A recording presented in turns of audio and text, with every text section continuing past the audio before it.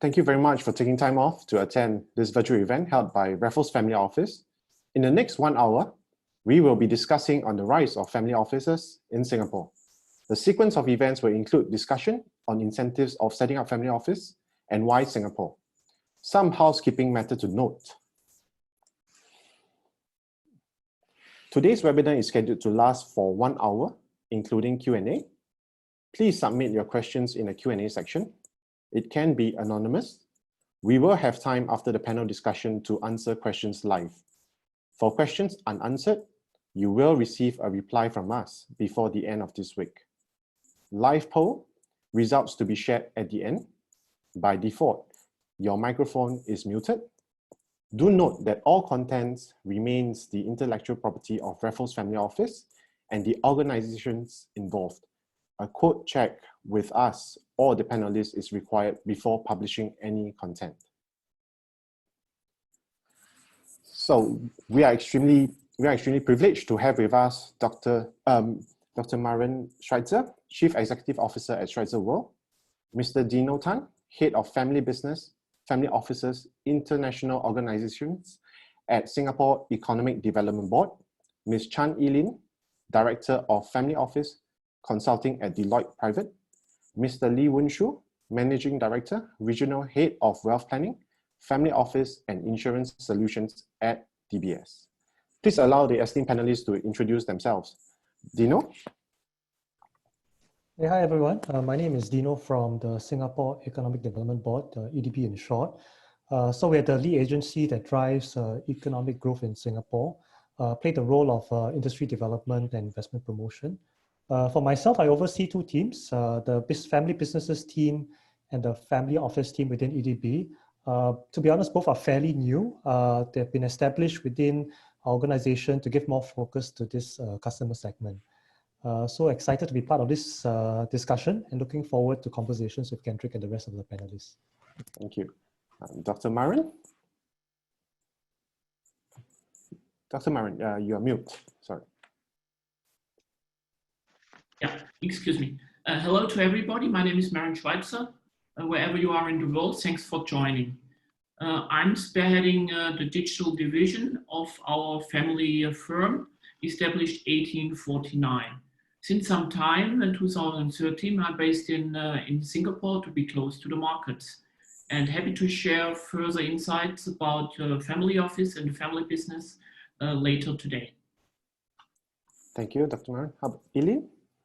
Hi, everyone. Can you hear me? Yes, loud and clear. Yes, okay, wonderful. Thanks for coming, everyone. I'm Eileen. I'm director at Deloitte, based in Penang in Malaysia. Previously, I was with Deloitte Singapore, and I moved a year ago, but I continue to service Asian clients from where I am. Now, I'm a fully qualified lawyer called to the Singapore Bar, and a fully trained mediator as well. So, which is very important when I work with all the high net worth individuals in Asia to protect their wealth and to put in family governance to help them protect their family businesses, family offices, private trust companies, etc., etc. And I've worked about 30 years. I have about 30 years of experience in this area. So I'm very pleased to and very honored to be here today. Thank you, Eileen. Woon Shu? Hi everyone, this is Woon from DBS Bank. I'm the Regional Head of Family Office, Wealth Planning Insurance Solutions in DBS Bank.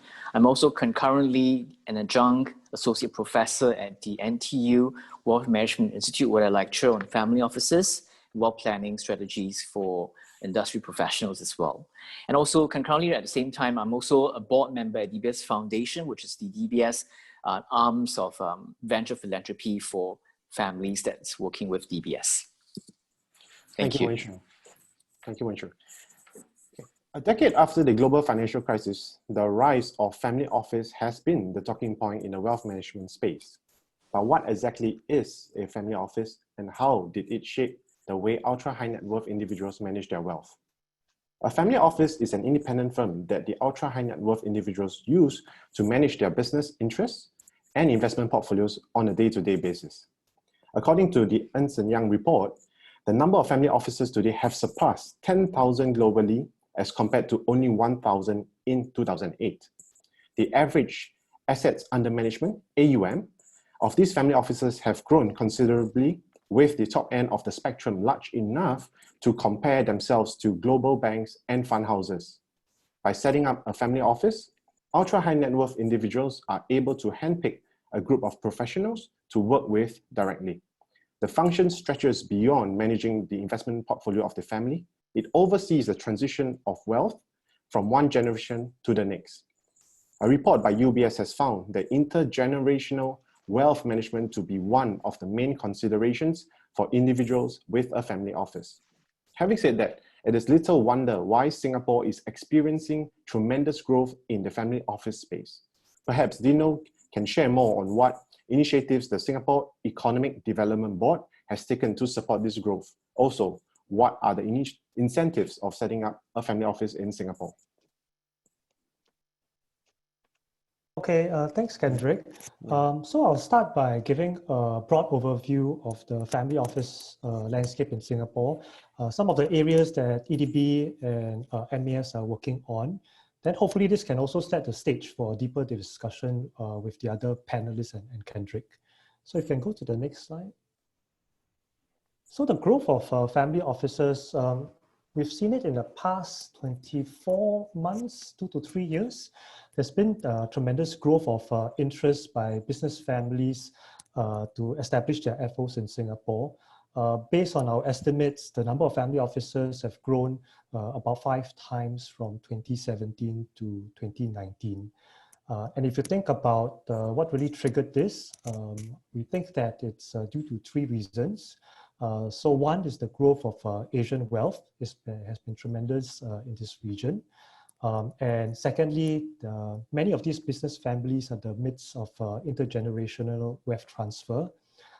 If you think about Southeast Asia, many of the family businesses are going from their 2nd to 3rd generation.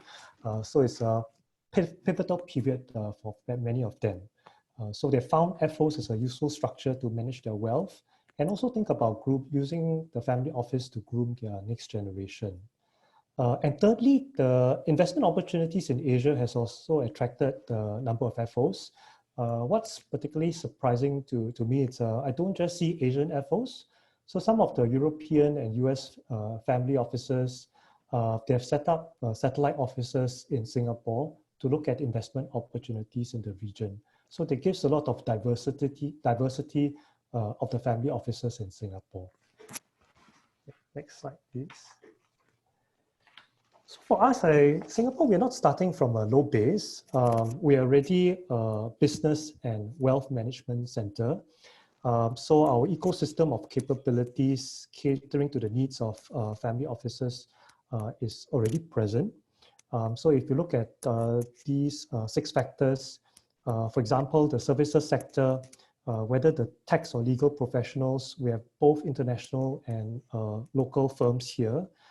Many of them are building capabilities to serve the needs of family offices. And this also complements the expertise provided by the investment professionals in Singapore. Especially we see quite a number of family offices looking at asset classes such as private equity or venture capital. And the more established ones are also looking at direct investment opportunities. Yeah, so there's a range of professionals available in Singapore to advise them.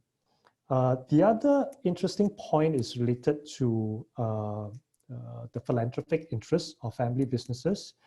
We have seen several family businesses with family office set up where they have a clear mandate to look at giving.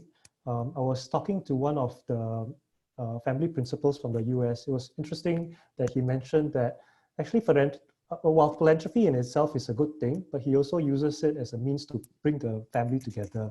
So how do they engage the next generation in charting the future of the family? So this is also an area of interest to family offices. So all this creates a backbone for the family office ecosystem in Singapore to further build on. Thanks.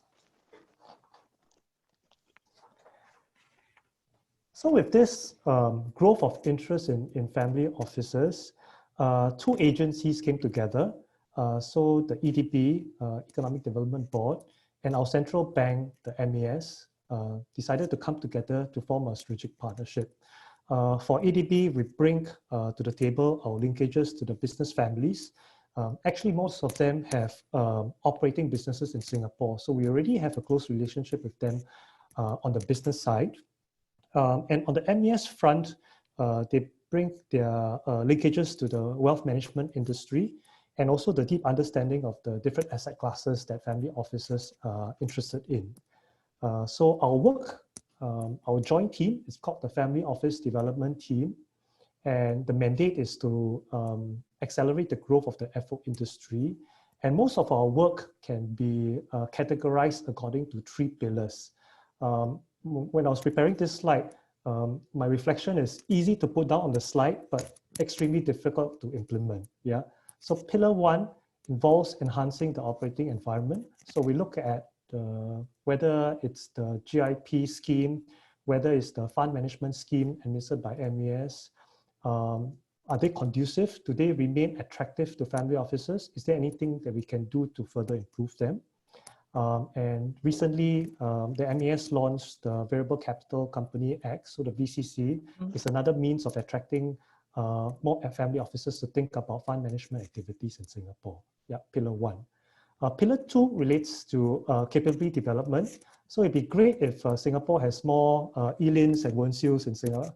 But we realized that there's a group of professionals that have an expertise, but are there programs or interventions that can be made to level up their capabilities? Yeah, pillar 2. Pillar 3, it's related to community development. And we think that's a very important factor. When we made study trips to US, Europe, we've seen a thriving ecosystem where family offices interact with one another, exchange best practices, and we want to catalyze that in Singapore. Yeah. So this is the focus of our team, the Family Office Development Team, across 3 pillars. I'll talk about some of the initiatives that FODT has been working on, and they fall within the 3 pillars. So one related to capability development, pillar 2, is the Family Office Advisor Skills Map that the MES launched together with the Institute of Banking and Finance recently. So it's a first of a kind skills map that charts out the skills that are required in a family office advisor. So when you think about family office advisors, usually one would think about the technical skill sets, right? You need to have deep capabilities in certain subject matter. But actually, during our conversation with the committee that were helping us shape this skills map, actually some of the softer aspects were important as well. So you can see skills related to conflict management, stakeholder management is something that's important within the advisors, and it's something that we will also want to build within their capabilities. So for professionals that take up training programs that are accredited under this skills map, Singaporeans and PRs who complete the program, they are eligible to co-funding up to 90%. So it's just really our means of building up the capability of our professionals in Singapore to serve the family offices. Yeah. And next, related to pillar 3, it's our efforts related to community building. So this is just one initiative amongst the various things we're working on. So for us, between EDB and MES, we've formed this family office circle, which essentially is a network of family principals and C-suite executives from single family offices. We use this platform to share latest trends and developments regarding sectors that's important to Singapore. And also, this could present investment opportunities for the family offices. So recently, we did one on infrastructure. I mean, it's not really intuitive for family offices to think at infrastructure as a asset class, but actually through the panel discussion, we brought in a number of family offices that have been quite active in this space to share their experiences. There's also one coming up on agri-food. and others that are in the pipeline includes healthcare, medtech, artificial intelligence, and a whole slew of others. I think for us, we are also quite keen to see how some of the more established family offices, whether it's from Asia or US and Europe, can use this platform as a means to share their best experience, best practices with the other FOs in the community, so that as a community, their expertise and capabilities is elevated together. So it's something that we're thinking about. And while EDB and MES, the FODT can catalyze this, in the longer term, we hope that it can be sustainable. So eventually, if family offices, there are some that are more advanced in their thinking, they can be the ones that drive this community development initiatives. Yeah. Okay, next slide. Okay, last but not least, Kendrick mentioned that I should speak a bit about schemes that could be relevant to family offices in the beginning of this discussion. I won't go into too much detail, but there are two schemes that are typically relevant for FOs when they think about Singapore. So one is the Global Investor Program. There's a family office option available for family principals thinking about setting up a FO in Singapore. And this facilitates their residency interests. Yeah. Then there's also the MES fund exemption schemes that's been popular. So whether it's the 13X, 13R, and the whole slew of fund incentives managed by MES, there's also another scheme that is relatively popular with the FOs. I won't go into detail, but reassure you that many of the professional services firms and private banks in Singapore are very familiar with these schemes. So if they are, if there's interest, they can certainly guide you in the process. Yeah. So I think maybe I'll just end on my part by saying that the FO landscape in Singapore, it's very exciting, at least from my team's perspective. So EDB and MES, we are both committed to working with our partners like DBS and Deloitte here and other stakeholders to grow the industry together. Yeah. Okay, that's all. Thank you very much, Dino. Thank you for sharing, Dino. Yeah, before we move on, perhaps we can take a short some time to look at the polls. Yep. So I think something for the audience. So the first two questions will be how important is a family office structure, and of course, next will be how likely will you select Singapore to set up a family office.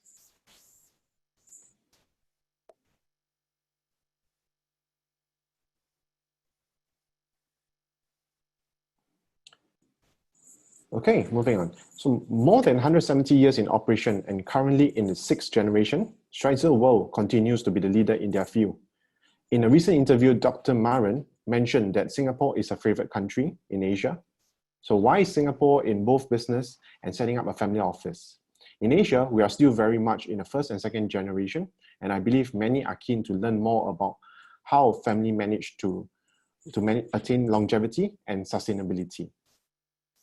So Dr. Maren, maybe you can share a little bit on how Schweizer World has gone through the 6th generation from personal experience, and how from your perspective, what are the secrets that families in Asia can actually take some pointers from? Yeah, very happy to do so. Let me share some facts and figures of our business before I touch on why Singapore and how did we kind of survive 6 generations. So everything started in 1849, backed by my ancestor with clock business, the cuckoo clocks you might know in the Black Forest. In 1982, we started our first joint venture in Singapore, and I was very lucky to be in Singapore for the first time in the 80s. I'm generation number 6 in our family business, now spearheading Schweizer World, which is focusing on digital data-driven businesses. Before that, I've been spearheading our electronics vertical, Schweizer Electronics in Germany. We already did, during our history, 2 IPOs, one end of the 80s in Germany.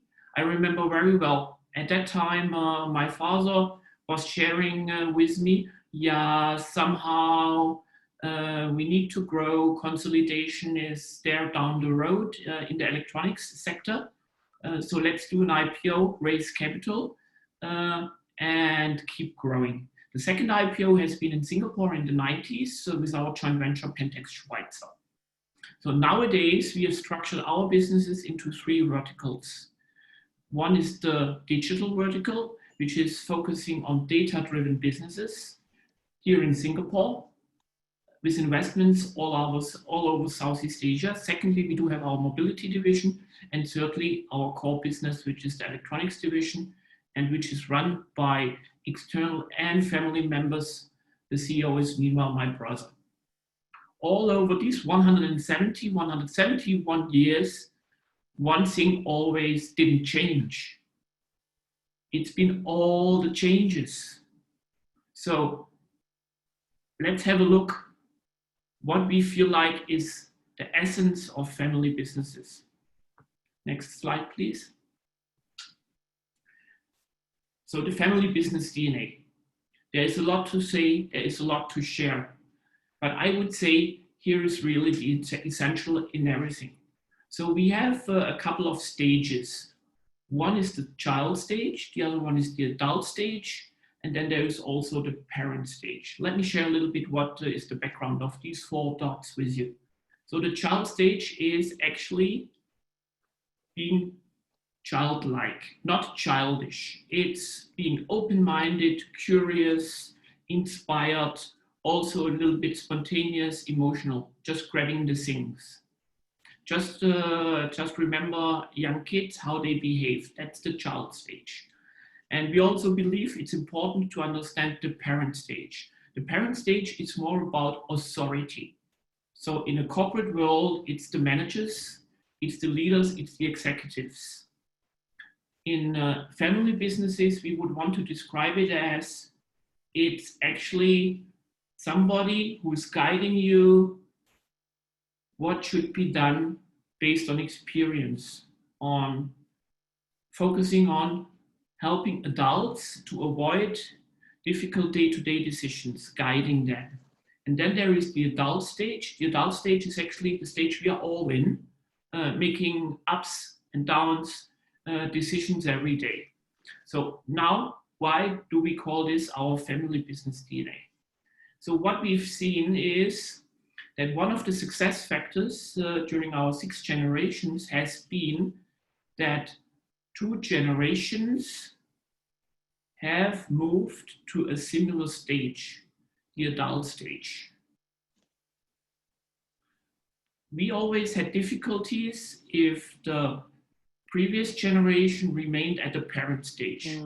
The authority, the kind of do it my way or go highway, if you want to say it in more harsh words. And the next generation has been, for instance, the child grew up but never made it to the adult stage, and the previous generation didn't make it down. And it's not an up and down, it's just evolving to the adult stage. So as long as we managed in our company history very well, and sometimes we didn't for sure, we had a lot of conflicts for sure, we had to overcome a lot of change.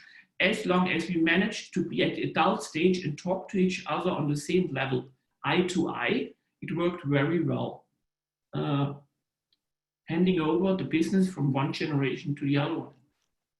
And some of our businesses are public listed companies. So it's not a rodeo-like family business, you might imagine. But this is really the most important slide. So why Singapore? That's a very good question. So we decided to set up our future here in Singapore for various reasons. One reason is talent. It's talent availability, and also that in Singapore it's easy to attract talents from abroad, make them settle and also stay, what we believe is important for a decision where we want to be. Secondly, it's the Singapore ecosystem we appreciate a lot. This also includes the living lab model that has been established here in Singapore. Some call it sandboxing, Some call it differently, but this is very important for us because an ecosystem and a living lab model is establishing a very diverse set of ideas and companies we can learn from and then integrate it into our development. And thirdly, it's the framework of Singapore. It's for sure stability and governance, but this has to be combined with flexibility and speed.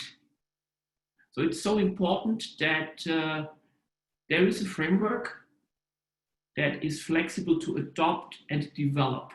So what's helping us a lot here in Singapore is actually all digital initiatives that already have been established. And if I want to compare it to other locations we are in, this is a clear advantage. So overall, for sure, it's always important to be close to your end markets. So we decided that the next development of our family firm needs to be digital. Data is definitely the new fuel. Many years ago, it's been the clock business. And then we moved from clock business to aluminum printing, then to electronics, then to chip embedding, and so forth. So now it's digital. And Singapore is very well located geographically and also as a setup in Southeast Asia, and it's close to our growth target markets. So overall, that's why we are here in Singapore. And yes, I like Singapore a lot.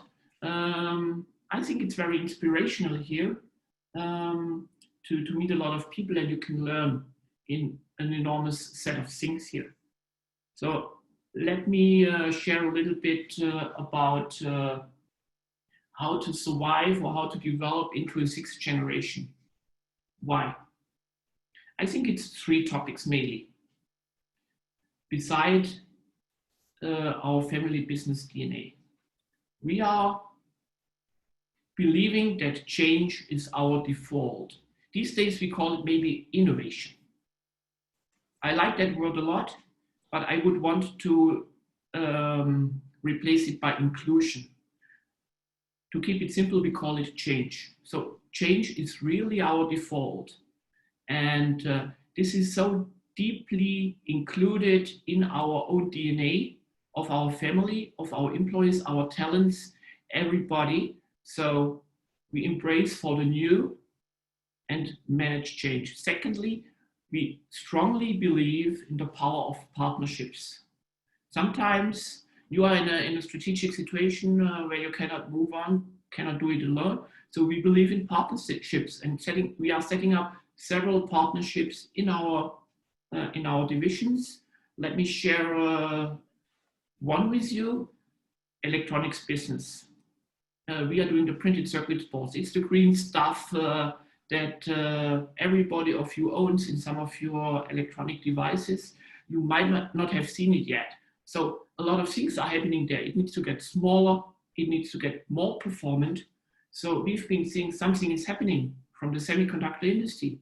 And therefore, the electronics division partnered up with Infineon Technologies to tap on the chip embedding market a couple of years ago. Just to name one of the partnerships we've had, and there are more to come. And the third one is the one we see here on the slide, and this remains the most important.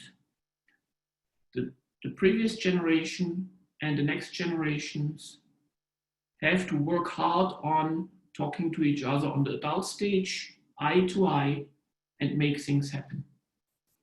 Thanks a lot for listening to me. Thank you, Dr. Maren. So this is extremely insightful.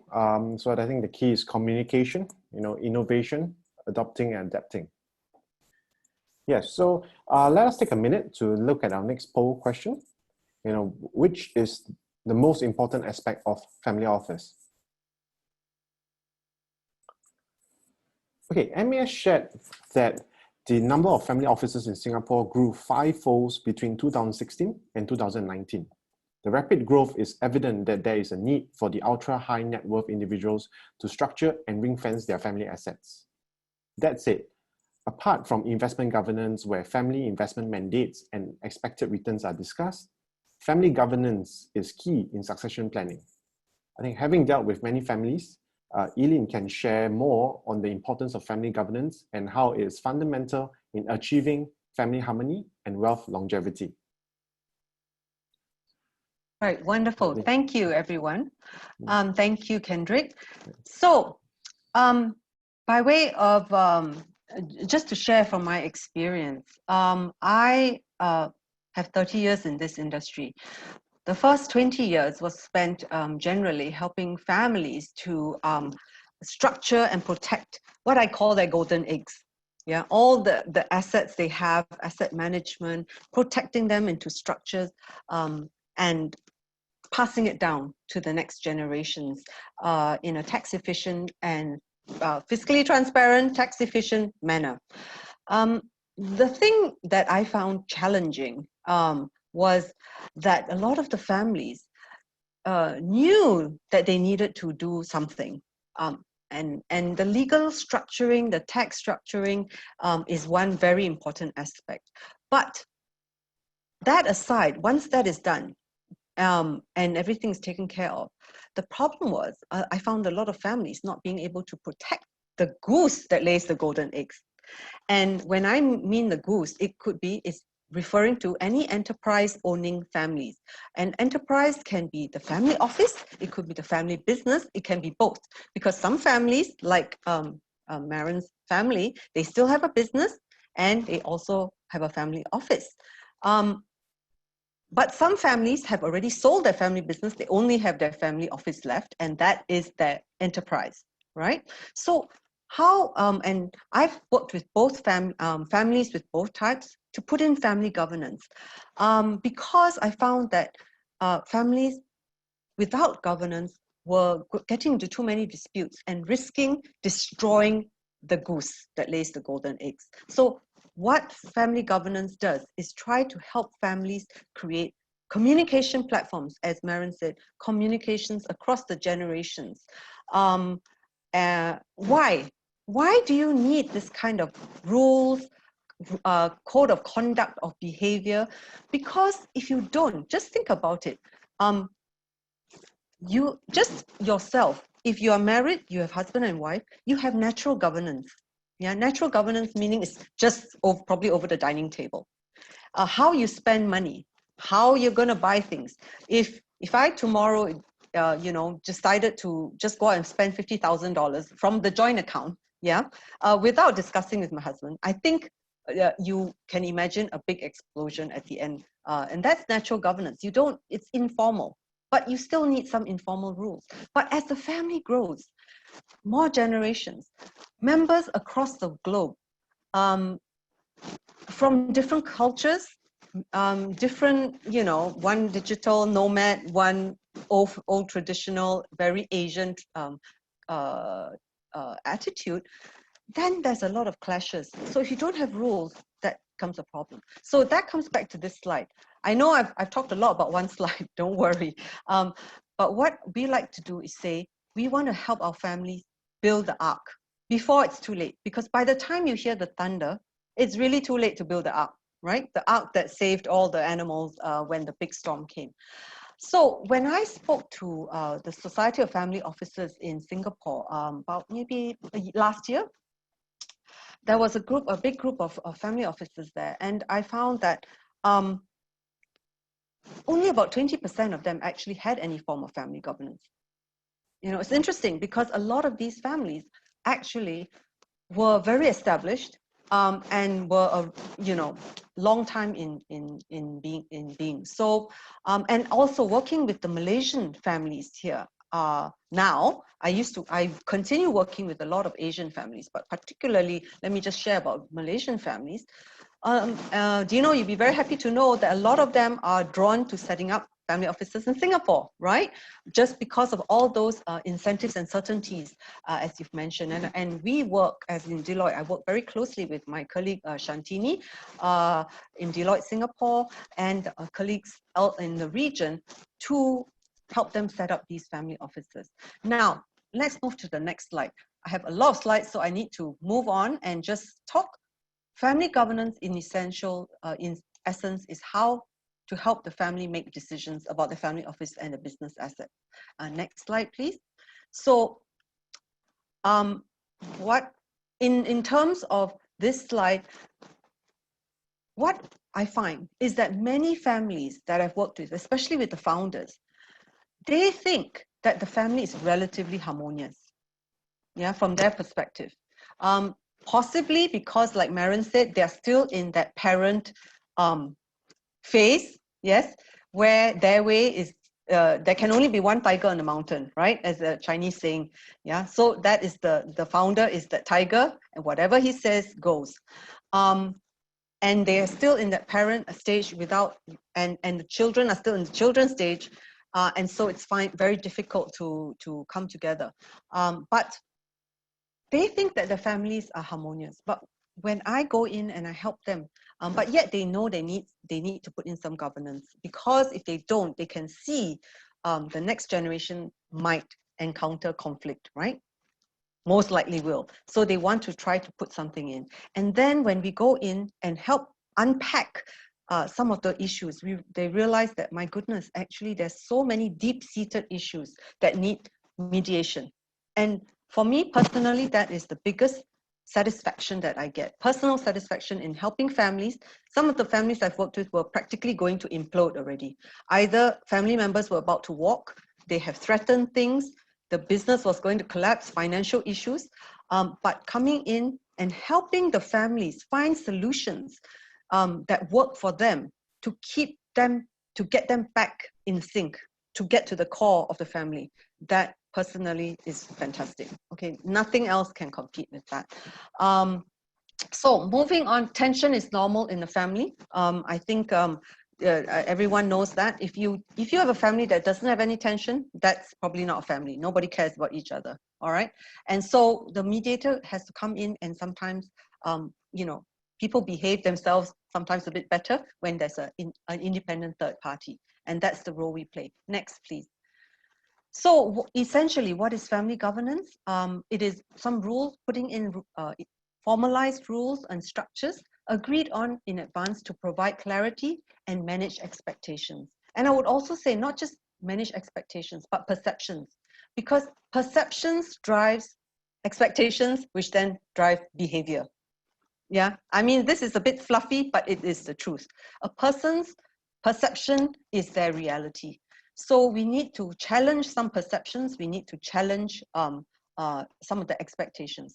Why do I say that's important? I challenge you to think about something that made you angry recently in the last 7 days, let's say in the last week, right? You think about what made you angry. Have you got that in your mind? All right. Now, fundamentally, let's go back and unpack why you were what made you lose your cool. 99% of the time, it's because your expectation was not met. You expected to be treated a certain way. You expected someone to say something or behave a certain way, and they did not. And so then you get disappointed, and that's when the unhappiness and conflict starts. And if that is not resolved, it can spiral into much worse. So family governance comes in to clarify those expectations for everyone involved, what their roles are, what the code of conduct in the family is, balance of power, how decisions are made, who has the power to decide, who gets informed, who gets consulted, and who decides, and accountability, very, very important. And of course, deciding on succession. Succession, not just of ownership of the shares, which a lot of the legal aspect is taken care of, but what about the management? All right. And next slide, please. Typically, that involves the setting up a family constitution or a family charter, could be legalized or not legalized. All right. But what I want to just highlight from this slide is that the journey is the key. The process is as important as the output. No one wants a piece of, a document that is just after you've created it, you just chuck it into the drawer and nobody ever looks at it again. It has to be living. It has to be part of the DNA of the family. It has to have buy-in of the family members to ensure future compliance. Otherwise, you can do something wonderful, but if nobody has buy-in, if it's top-down, I can assure you it is probably not going to work. So the whole idea is to anticipate issues, discuss issues. And what I found, the other thing that I found is that I help families to generate options, because a lot of times they feel themselves trapped in a situation, trapped in maybe an unhappy situation, a very stressful situation, a tension-filled environment. And they feel that there are very few options, but actually we go in and we try to show them, help to generate options for a better future, to help them get out of this prison of the mind that they may feel, or prison of the family, all right? So to discuss these issues easily. Next slide, please. And then typically, besides the family constitution, we also help the families put in a family board. This is your communication platform, yeah? So that things can be shared safely, but yet people also need to learn the soft skills, because you can communicate, but if you communicate in a way that makes everyone defensive, that is also not going to work. So a lot of this, there's also training involved on the soft skills. All right. Next slide, please. So I don't think I've really too much time to talk about this, but all I want to do is just highlight innovation is a big thing, right? For the business itself, innovation. For family offices, of course, keeping what kind of assets the family wants to get into that will sustain them over the generations. And employment. I can't tell you how many family officers I've met, especially if employment, if the family members are employed to manage it, if KPIs are not there, if employment contracts are not there, if clarity is not there, there is so much unhappiness. Couple of people came up to me and said, I'm so tired of managing this family office. It's a thankless job. I don't get paid. If I do well, everyone's happy. They take their dividends, their distributions, and they're very happy. But if the market turns, which I don't have any control of, I get nothing but complaints. Yeah, I don't want it anymore, they'll say. Or I want to disband the family office because I can't hire people. Every 2 years, I have to keep retraining people. I don't want it anymore. Let's cut it and just distribute to everyone. Yeah, because I'm tired. So these are issues that governance and thinking about things, putting policies and rules in place that will help the families deal with this in anticipation will really help. So I just want to end with a very quick example. There are many, many examples of families, businesses, but this is one of a family office, okay? Family office is the De La Sala family. Next, please. So in essence, it starts with Robert Sr. He set up a very successful shipping business, and he had 4 children. Ernest was his successor. Ernest, he is the main player here, and then there's the next generation, and the key players here are Edward, Christina, and James. We just call them ECJ. All right. So it's Robert, when he passed away, next slide, please, did not set up a trust, all right? He did not set up a trust to protect the assets. He had ruled the family business, the shipping business that was very successful, with an iron fist. Ernest succeeded him and also followed in the same manner. And Ernest had a Midas touch, if I might say. Whatever he touched turned to gold, almost, okay? So he really increased the family wealth significantly. Now, when Ernest's mother died, which is Robert Sr.'s widow, Ernest handled her estate, but the estate was not fully distributed, okay? So just remember there's this issue of family wealth, the family personal wealth, as well as the family business, and they were already not very clear. Things were not very clear, yeah?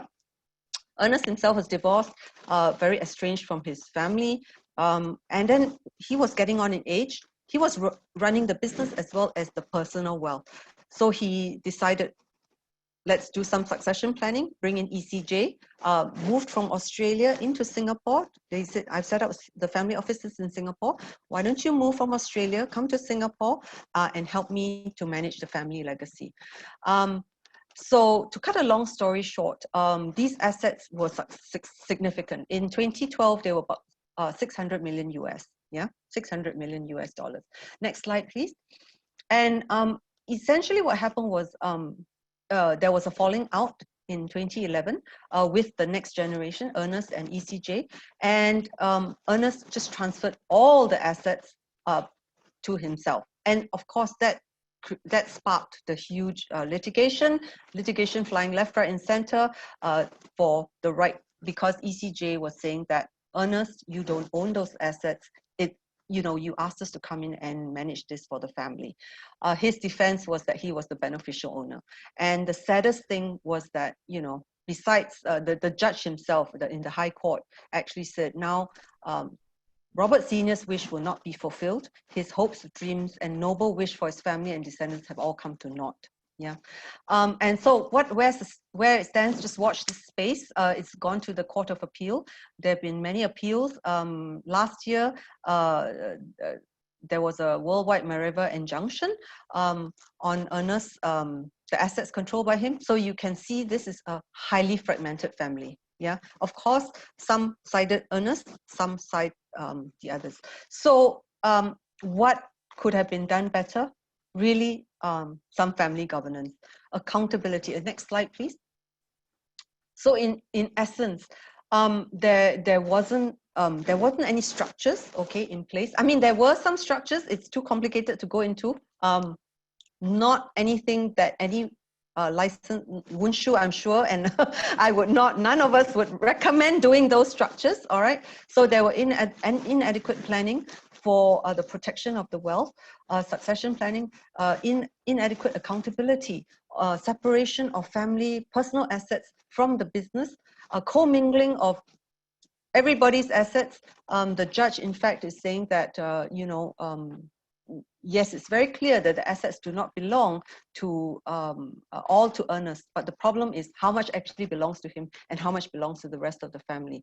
That is the big issue. And watch this space. We believe that there'll be a lot more litigation, or they will have to settle out of court. And of course, there was also just failure of basic governance, like a single signatory could move 600 million of assets out. Yeah, things like that. Controls need to be put in place, and no family board, right? Lack of clarity. All the generations were not clear about who was doing what, where, who should make decisions.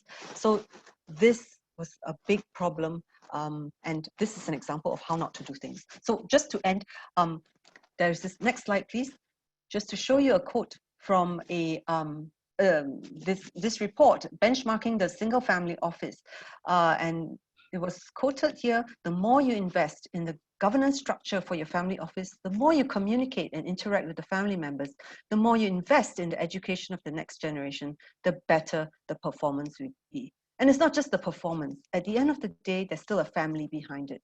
So, and the families will be happier. And I think at the end of the day, that's what we need to also not forget.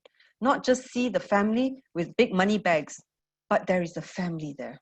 And we want to preserve that family and their togetherness and keep the glue together. All right, with that, thank you. Thank you so much, Celine, for sharing. That's very detailed and comprehensive. I think everyone will agree that governance is very important, and that's the reason why we are experiencing a growth in the family office space. So of course, with the rapid rise of the number of family offices, of course, most private banks have in recent times allocated more resources to support family offices. So I think perhaps Woon Shiu can elaborate more on how DBS supports family offices. Also, Woon Shiu also mentioned or recently shared, pandemic sparks prudence among Asia's family office on Business Time Singapore. So from your perspective, how did the pandemic shape the industry? Thanks, Kendrick. Next slide, please. I'll start by using, I think the next slide, please. Yes. Using a chart. I apologize, this is a bit small to read, but this is actually an extract from the Asian Family Office Research Report, jointly published by DBS and Ernst & Young. If you'd like an e-copy, please do send your contacts to me via Kendrick and JD of Raffles Family Office. We'd be happy to oblige. So in the last few months, especially, we've been having a lot of in-depth conversations with family office principals, particularly from Europe and USA. I think because of what's happening in Europe and US, there are some very established families who are thinking of having satellite offices, as Dino mentioned, in Asia. And this has picked up speed and momentum the last few months. And we really see the gap between the East and West in terms of the level of understanding of the full spectrum of what a family office can and should deliver when it's really ready. many of the new rich in Asia who are being exposed to family offices for the very first time were very focused on expediting the setup of their 13R Celine Act structures, leading to either the Singapore tax exempt status or Singapore EP status. But many of their peers from the West knew that this is just the tip of the iceberg. Conceptually, the full suite of family office solutions can be categorized into 4 buckets, as you can see from the chart. 1 is advisory, 2 is governance, 3, financial planning, 4, strategy. So you will see that tax and legal advisory, of which the tax exemption benefits cover, is only under the advisory bucket, while the acquisition of a Singapore permanent residency or EP status under the programs offered under EDB or MAS would fall under the life management section. However, there are many more areas which have to be covered, and some of these have been addressed by Elin under the governance bucket, addressing issues like the family charter, documented family employment policy, and family communication. So at DBS, we deploy extensive resources for family office clients to ensure that all 4 buckets are reviewed with the clients before they sign off on the family office engagement. For instance, under bucket 1 advisory, we regularly ensure that we review the client's family office structure with the support of best of breed advisors like Deloitte, Ernst & Young, to assist clients to attain full regulatory and tax compliance.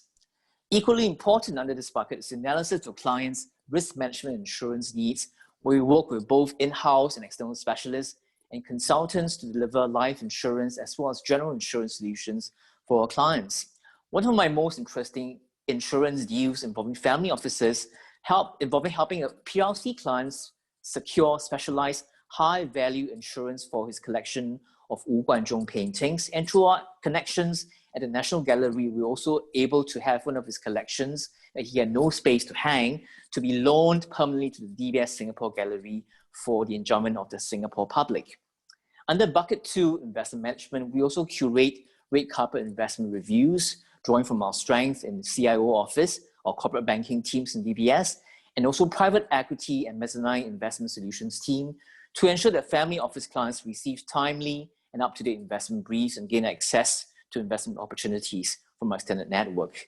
So these are all areas where private banks, especially those banks which are part of a bigger group, can deliver a full suite of solutions, cutting across retail, corporate, and investment banking solutions can add tremendous value. So in the piece, Pandemic Sparks Prudence, which I shared with the Business Times, I mentioned that the social capital pillar among the 4 pillars of our clients' legacy, which involve business capital, financial capital, human capital, and social capital, has shifted to the fore ever since COVID-19 came into play. We do see, especially among the ultra-high net worth in the communities, a stronger collective focus on driving positive societal change. I'm sure most of us who are online today would be aware that about a month back, a coalition of about 83 millionaires across the world, comprising some of the world's wealthiest people, including Tim and Abigail Disney, signed an open letter asking governments to tax them more to pay for the coronavirus crisis. The words they use are to raise taxes on people like us immediately, substantially, permanently. So while their Asian peers haven't gone quite the full extent, we do see a growing interest among high net worth in Asia in venture philanthropy, such as by helping social enterprises under the care of the DBS Foundation. I would actually like to take this forum to encourage all our family office principals who are on the call or external advisors who are listening to play a more active role in using or guiding the family officers we serve to use our resources to create positive social impact during these times. The pandemic is a dark chapter in our history, but collectively, we can be part of that small guiding light that will help our communities. With that, I thank you.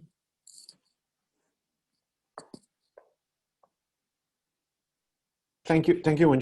So, in the interest of time, I believe everyone tuning in have learned a lot, and I can see many questions for the panelists.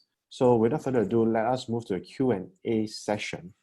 Okay, I apologize in advance that we are not able to ask all questions, but nevertheless, we will reply to your question by end of this week. So I think to begin, okay, let me start the dying question for Dino. So for Dino, if family officers would like to invest in startups, how should they go about doing so?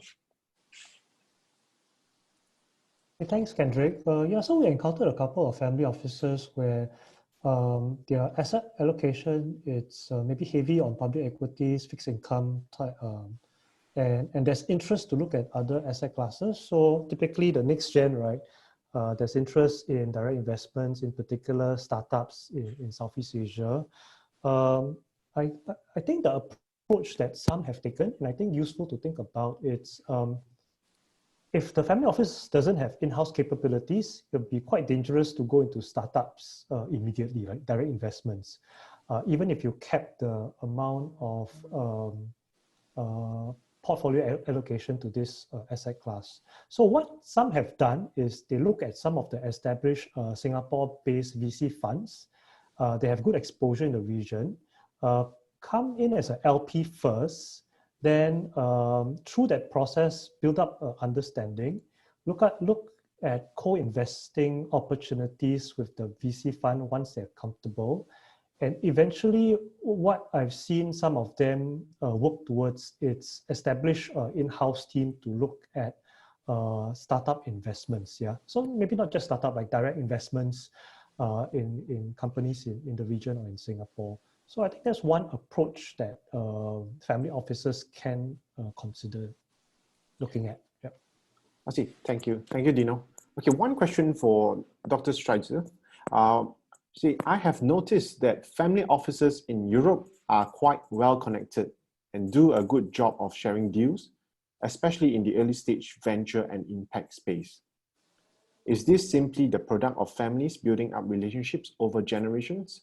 Or are there some structures that are responsible for this level of cooperation that can be replicated in Singapore? Yes, thanks for that question. It's definitely both. First of all, in Europe, there tends to be a kind of club which has been established over many generations. And yes, you become aware of interesting investment opportunities beside LPs, and I can only confirm what Dino said, that makes sense. But in parallel, what we see in Europe, and I also believe this can be done in Singapore, there are a lot of association and other structures that help actually to create these connections and to also help them transfer into the next generation. Thank you. Thank you, Dr. Schweizer. Okay, the next one is for Eileen. The challenging part to set up family office, family governance. The challenging part to set up family office, family governance would be convincing the elder generation to set this up. So how could we do that? Thanks for that question. It's a very good question.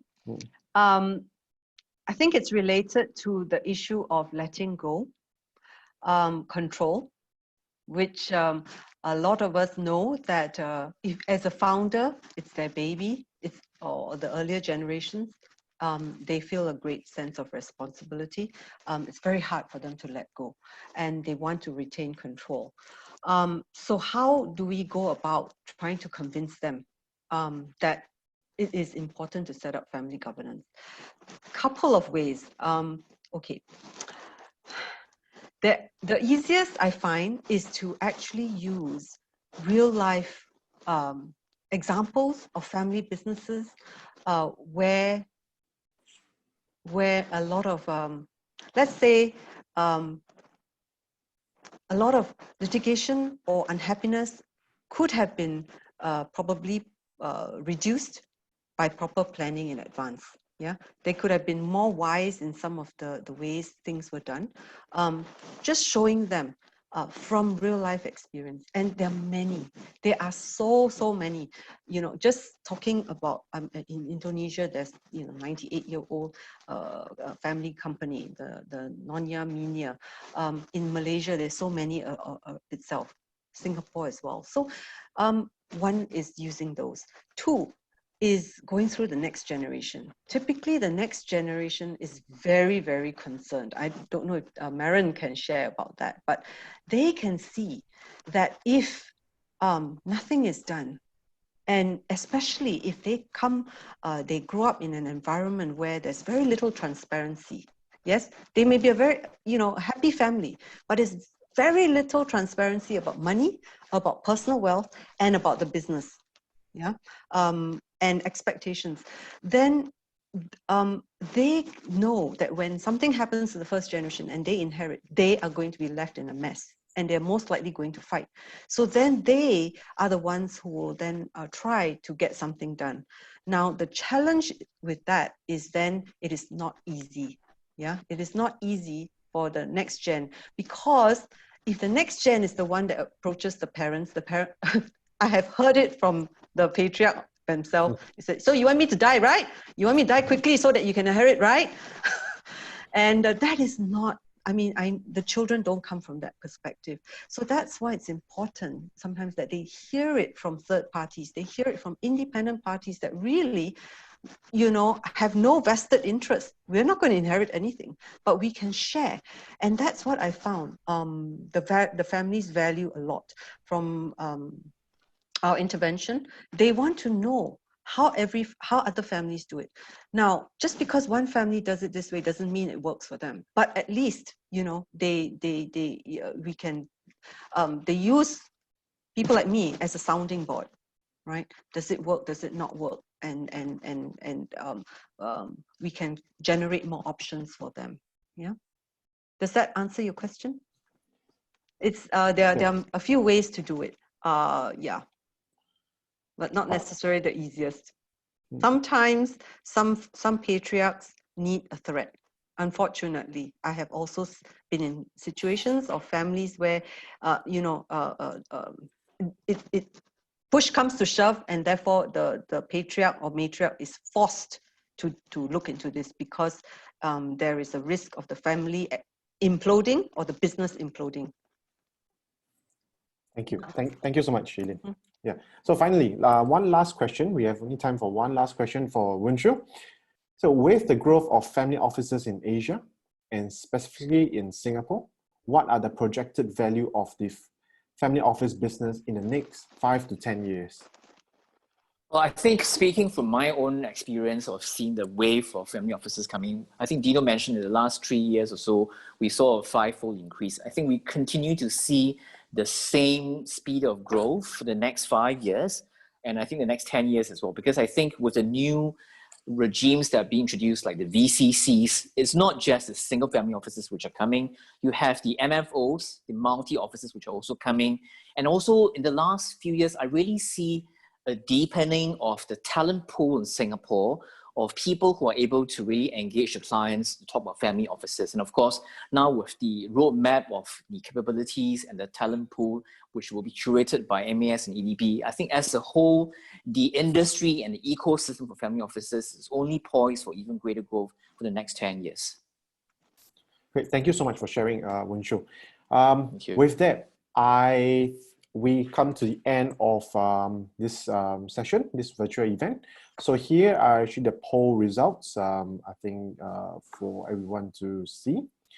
So without further ado, thank you so much. Thank you, our panelists, Dr. Maren Schweizer. Thank you, Dino. Thank you, Eileen. And thank you, Woon. Thank you. Yeah, Thank you. Thank you. Wishing everybody a great evening ahead. Thank you. Thank you. Thank you.